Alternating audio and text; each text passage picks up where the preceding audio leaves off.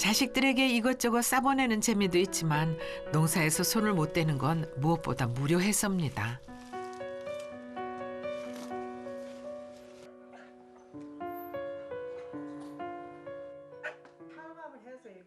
남편이 떠나고 혼자 지내온 지 10여 년. 한번 먹기 먹었다가 나 내기 싫어 하나도 못 먹고 그래. 혼자 먹는 밥상이다 보니 신경 써 차리는 일도 귀찮아졌습니다. 그냥 밥 한 그릇에 있는 김치면 족합니다. 이제 한 숟가락 더 먹고 사는 게라 사는 게지 뭐. 얼마 전부터는 밤에 통 잠이 오질 않아 조금씩 술도 마시기 시작했습니다. 잠 안 오면 또 술 한잔 먹고 자고. 그러고 살다 가지 이제 우리는 다 갈 때가 이마 닿는데 뭐 이렇게 이제 다 됐어. 자녀분들이 같이 살자고 안 하세요? 요새 어떤 놈들이 같이 살자고 할게요. 그래서 자수를 안 한다. 아직까지 안 하고. 이래 살다가 가면 난주 양론에 떠다 나비지 돈을 거다도. 같이 뭐 한 직장 다니고 한지 같이 살다 그냥 한다. 아무래도 옛날과는 세상이 달라졌으니까요.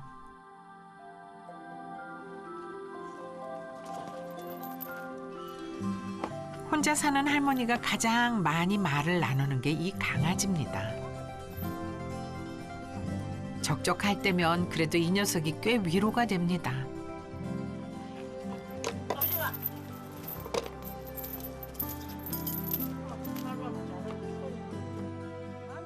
나이가 들어갈수록 힘들 때가 많아지지만 그래도 자식들에게 차마 그 말은 못했습니다.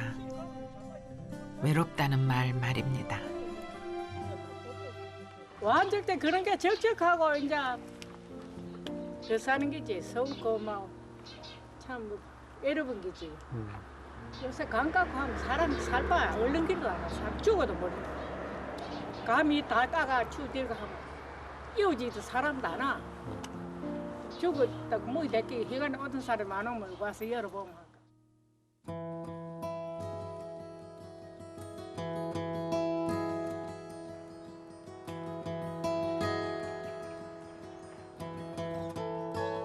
이웃 간 교류가 많지 않은 도시에서는 그 외로움이 더 깊어집니다.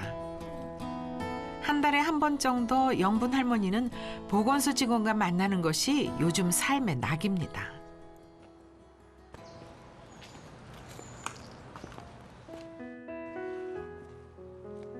사실 할머니는 스스로 죽으려 했던 자살 시도자입니다. 사는 게 의미 없고 하루하루가 고통이라면 더 살아서 무엇하나. 한때는 쾌활하던 할머니를 이렇게 깊은 우울로 몰고 간 건 외로움이었습니다. 나이 젊었을 때는 괜찮은데 애롭죠 솔직히. 아니 가족이 없으니까. 자존심이 있으니까 딸 둘이 있다 그래요. 다 있는 줄 알아. 나만 없어 다. 나만 없어 산에 보면. 나는 누가 자식 자랑하고 뭐해도 자랑할 것도 없어요. 죽을 결심을 했지만 죽고 싶지 않아 주민센터를 찾아갔던 할머니. 그렇게 이 인연이 시작된 겁니다. 다른 그런 거 힘든 거 있을 때 얘기하고 싶은 사람이 없었어요. 이런 거 어떻게 도와달라고? 없었어요. 그리고 또 아무리 죽으려고 해도 또 이웃 친한 사람한테는 말 못하겠습니다. 어머니 같은 경우는 외로움이 주로 컸던 이유였던 것 같아요. 워낙에 다른 가족도 없으셨고 그뿐만 있으셨는데 멀어지게 되면서 외로우셨고 지금까지 뭐 다른 친구분들을 사귀었던 것도 아니고 주변에 지지체계가 전혀 없으셨던 상태셨고요. 그러면서 이제 내 이런 이야기를 할 사람이 없으니까 내가 그냥 이렇게 살아서 뭐하나. 자식이 있든 없든 재산이 많든 적든 노년의 삶에서 외로움은 피해갈 수 없는 것일까요?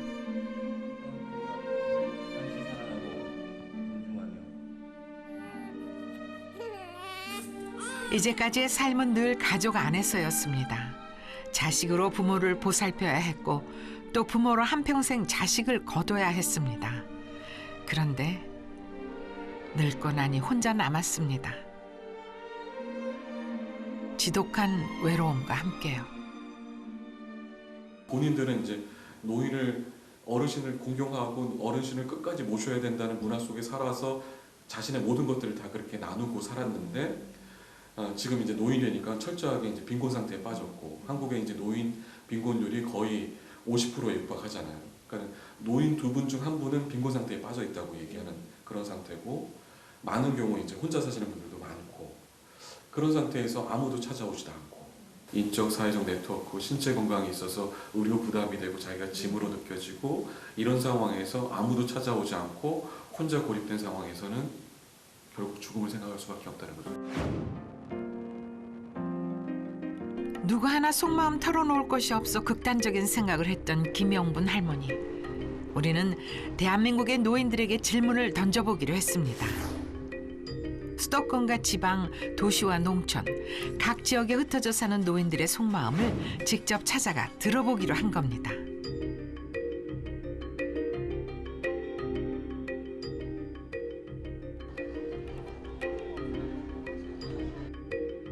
단순히 이야기만 들어보자는 건 아닙니다. 심리 상태에 걸맞은 상담을 해줄 전문가도 함께 했습니다. 상담이라는 말이 어색했던지 멈칫거리던 것도 잠시. 할머니 한 분이 상담 버스에 오릅니다. 그 어떤 상담이 좀 필요하신가요? 네. 저는요, 예. 잠을 못 자요. 잠을 못 주무세요? 그런데 불면증이 왜 이렇게 갑자기 찾아왔을까요? 네. 뭐 계기가 있었습니까? 그러는 제가 벌써 한 2년 된 것 같아요. 아, 잠을 설치는 건 한 2년 정도 됐고. 옛날에 그런 일은 좀 괜찮았어요. 예, 예. 큰아들이 좀 우리 부부가 안 좋아가지고 이혼을 하고 그랬거든요. 예, 예. 애들 둘둘. 그래서 그때 이제 내가 많이 상성을 하고 아주 그냥 정신이 없어 속이 상해서 그냥 애를 쓰고 그랬거든요. 그런데 네네. 그런 데부터는 그냥 조금 못 자기 시작을 했는데 외산하시고. 왜 내가 이렇게 살아보고 하나 이런 생각도 들어가고 예, 예. 그래 애들은 자꾸 그런다고 그러지 말라고 이러고 그러는데도 그게 안 그러고 괜히 혼자서 자꾸 울음이 나고 우울해요 괜히. 오래 참아온 이야기들이 거침없이 쏟아집니다. 그 집에 이제 애들은 하나가 먹고 나 혼자 있잖아요. 그래서 이 사람하고 상대기가 싫어서 그냥 혼자만 맨날 집이 있고 저 밭에나 갔다 왔다 하고 죽었으면 좋겠다 또 이 생각도 들어가고 내가 죽으려고도 안 먹었었어요. 죽으려고 마음을 먹으셨어요? 예. 몸이 아파서, 돈이 없어서, 마음이 힘든 이유는 제각각이었지만 가장 큰 상처가 된 건 다름 아닌 자식이었습니다. 아들은 하루하루 사는 게 지옥살이야. 그러니까는 살았으니 안 할 수 없고 정말 죽을 수만 있으면 죽으면 좋겠어. 근데 그렇게 할 수는 없고 오남매인데 시설 왕래가 안 해. 근데 벌써 한 7, 8년 됐어. 자녀들이 전부 다 서로 왕래를 하지 않아요? 저희들끼리 하는지 안 하는지 모르지. 모르시고 어머님한테는 안 오셔요?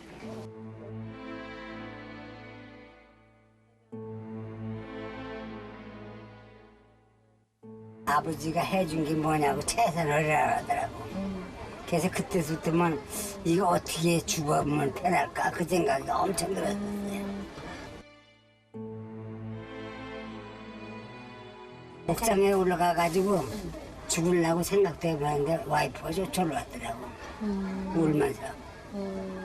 그래가지고서는 지금은 어떤 희망도 없고 그냥 어떻게 빨리 안락사 같은 게 있으면 얼마나 좋을까 그 생각하는 거예요. 상태에 따라 추가 상담이 필요한 분은 따로 모시기로 했습니다. 어디 가서 하나 소원할 데가 없으게 허물없이 얘기하기 마음이 편하고 조금 나아요. 혹시 자식에게 누가 될까 서운해도 외로워도 안으로만 삭혀왔던 시간. 그 감정들이 세월이 흐르면서 노인 우울증으로 발전한 겁니다. 자연환경, 뭐 지지망, 뭐 건강, 노화 등등으로 해서 이렇게 어느 순간에 스물스물 이렇게 불면증과 우울증이 생기신 분들이 많아가지고요. 그러니까 이런 분들이 이제, 그러니까 저는 이렇게 우울증 치료 받으시는 분들이 평범한 사람이라는 걸 좀 알려주고 싶어요. 우리 중에 있고 누구나 될 수 있고 가난하시고 몸이 아프시고 소외되시고 이런 모든 분들이 자살로 가진 않으시거든요. 거기에 플러스 우울증이 있으시면 자살로 가는 그런 확률이 훨씬 더 높아지시기 때문에 이게 물론 경제적이거나 아프시거나 이런 부분들도 도와드려야 되겠지만 결국에는 좀 우울하지 않게 도와드리는 것, 이 부분이 조금 굉장히 중요하지 않을까 싶습니다. 문제는 노인 우울증을 대하는 태도입니다.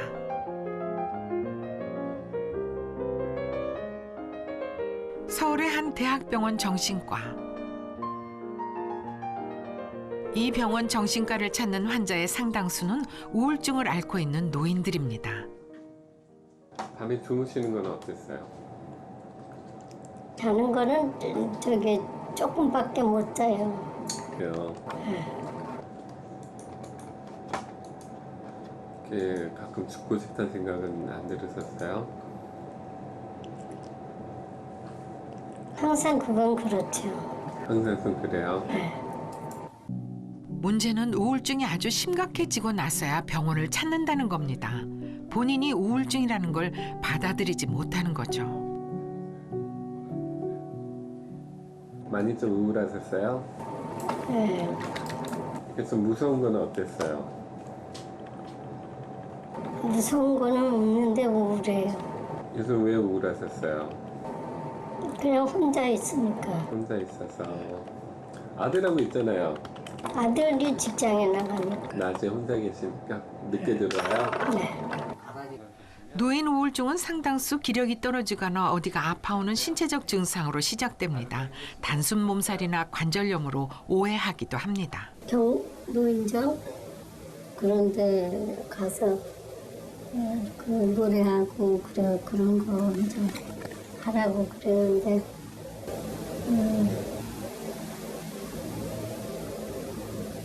그게 안 돼. 이렇게 몸살이 나고 약 먹고 그러니까 그게 안 되더라고요.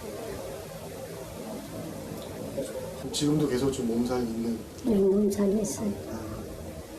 그때는 뭐 이상하게 뭐 나가기도 싫고 자꾸 어떤 데는 이렇게 사는 길인가 막 살고 싶으면 막 죽는 게 낫겠다 그런 마음이 막 나고 불안하고 막 그랬지. 전혀 몰랐지. 왜 내 마음이 이럴까. 우리 아들이 엄마 우울증인가 보다. 왜 그렇게 뭘 골똘히 생각을 하느냐. 그러면서 내가 무슨 우울증이냐고. 누가 나 보기 싫어서 그러지. 내가 이제 그런 소리를 갖고 하고서 나는 우울증 같은 거 생각을 안 했는데. 노인 우울증의 가장 뚜렷한 징조는 이유 없는 식욕 저하. 자꾸 자다가 깨고 다시 잠들기 어려운 불면증. 내가 죽어야지. 얼른 죽어야지. 죽음에 대한 언급. 외출도 만남도 거부하는 대인 기피증. 그리고 우울한 마음이 2주 이상 지속되면 한 번쯤 노인 우울증을 의심해 봐야 합니다. 그럴 때 관심을 갖고 질문을 던져봐야 합니다. 지금 행복하세요?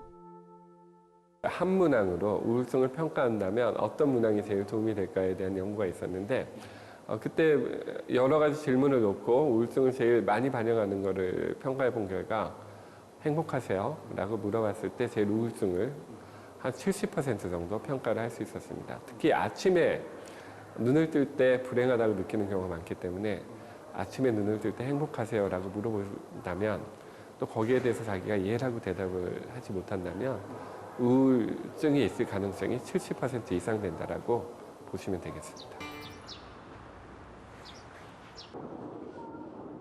우리나라의 자살 예방 시스템은 정신건강센터를 중심으로 해서 지자체 단위로 이루어집니다.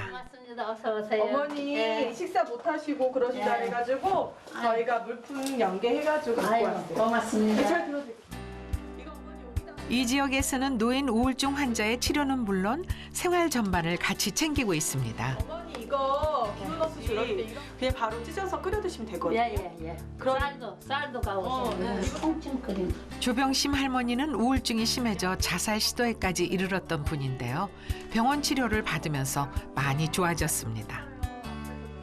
그래서 우울증 약도 여기 있어. 잠자는 약도. 지금 이 관리 프로그램의 이름은 금메달. 노인분들의 참여율에 따라 메달 색깔이 달라집니다. 프로그램도 잘 참석하시고 저랑 상담도 잘 충실하게 잘 하셨으니까 이거는 사회활동 부분은 금메달. 잘 하셨어요, 어머니. 고맙습니다. 콩이나 두부 드시기로 하셨는데 콩이나 두부 드세요. 먹고 있어요. 어머니 잘 하셨어요. 네. 하나씩 풀어보자, 같이 해보자. 그리고 어머니한테 실질적으로 도움을 줄 수 있는 것들을 기관을 연결해서 뭐 물품을 전달한다든지 집 수리하는 것들을 좀 도와드린다든지, 그리고 어머니 의료비나 이런 것들 경제적인 문제가 심각하기 때문에 또 지역 자원을 이용해서 연계해드리고 정보를 제공한다든지, 그렇게 해서 이제 삶의 이유를 자꾸 찾아드려야 돼요. 그런 삶의 이유가 점점 커지다 보면 그런 자살 사고 이런 것들은 좀 자연스럽게 감소가 되고 다시 좀 밝음을 찾을 수 있는 그렇게 되겠죠. 요즘 각 지자체에서는 정신건강센터를 중심으로 자살 예방에 적극적으로 나서고 있는 추세입니다. 우울증 검사를 통한 위험군 발굴, 주민센터에서 직접 찾아가는 프로그램까지 내년이면 보건복지부 안에 이런 프로그램을 총괄할 자살 예방부서도 생깁니다. 자살에 관련돼서는 조금 꺼려한다거나 아니면 이걸 해결할 수 있어 하는 생각들이 많이 있었는데, 이제는 이제 여러 우리나라 그 지자체의 사례나 뭐 해외 사례를 봐서도 그렇고 자살 문제가 영 해결할 수 없는 문제가 아니고 우리가 해결할 수 있다라고 이제 자신감을 조금은 가지게 된 것 같고요. 그래서 국정과제 최초로 포함이 됐고, 그게 아마도 이제 정부의 가장 큰 이제 의지의 표현이 아닌가 싶습니다. 네.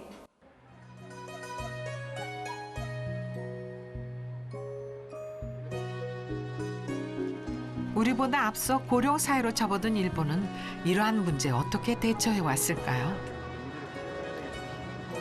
일본 역시 노인 자살이 심각한 사회 문제입니다.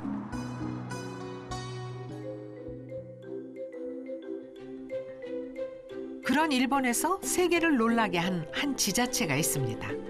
아키타현은 10여 년 사이 자살자가 절반 가까이로 줄어들었습니다.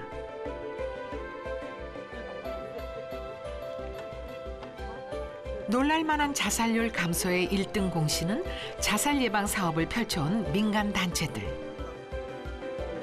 사토씨 역시 그런 단체에서 오랫동안 일해온 사람 중 한 명입니다.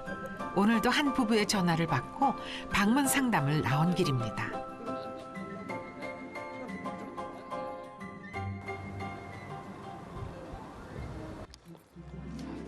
수즈키 씨 부부는 이곳에서 폐기물 처리 업체를 운영해 왔는데요.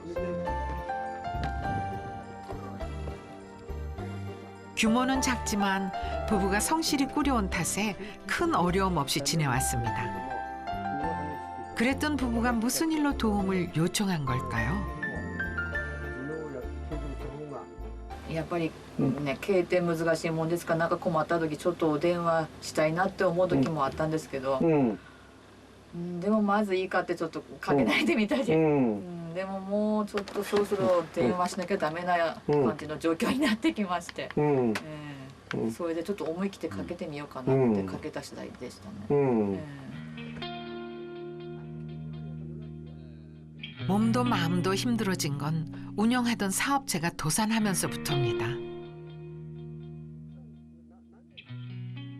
従業員も全員解雇にした後でしたし、みんなやめてもらって。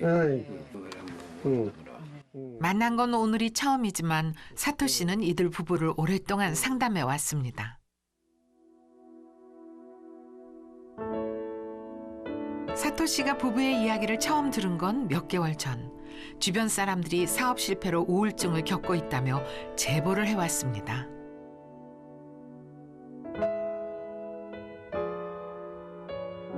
만나기 부담스럽다는 부부에게 사토 씨는 꾸준히 문자를 보내 상담을 하고 챙겨왔습니다.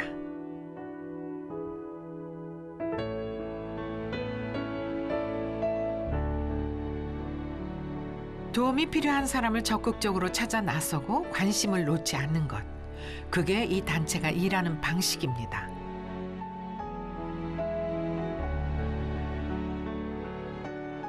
종업원을 해고하면서 부부는 처음으로 자살 생각을 했다고 했습니다. それで行った人いっぱい知ってるからな。覚えてから。 それで行って死んだ人もいるね。死んだ人もいる、死んだ人も。いるでしょ。何年がですか。2人までは。쾌활하고 성실하던 부부에게 우울증이 찾아온 것도 한순간.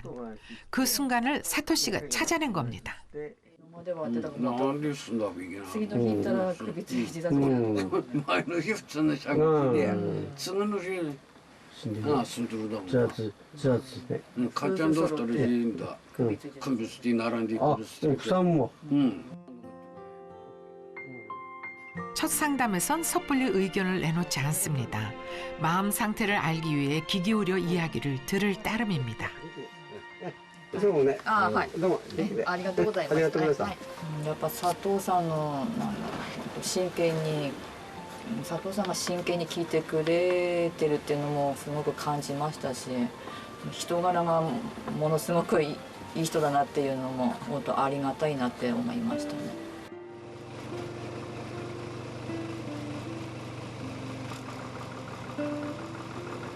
스즈키 씨는 요즘 다시 마음을 추스르고 일을 시작했습니다.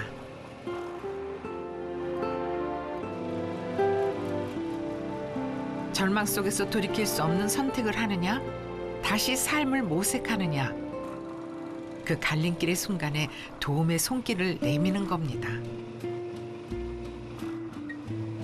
周りの人、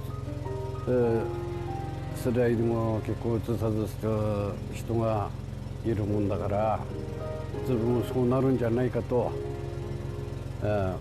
思ったために熊野伊藤さんに相談して、それでなんかこれじゃダメだと思って、まあ、気持ちが楽になって、それでまた始めることができる今の幸せがあります。まあこれからまあ頑張っていけなんとかなるそうだから頑張っていこうと思っています。はい。幸せに。幸せになります。はい。誰がね、誰が死にたい人に一番近いのかっていう考えですね。悩んでいる人はどこにいるのかという考えですね。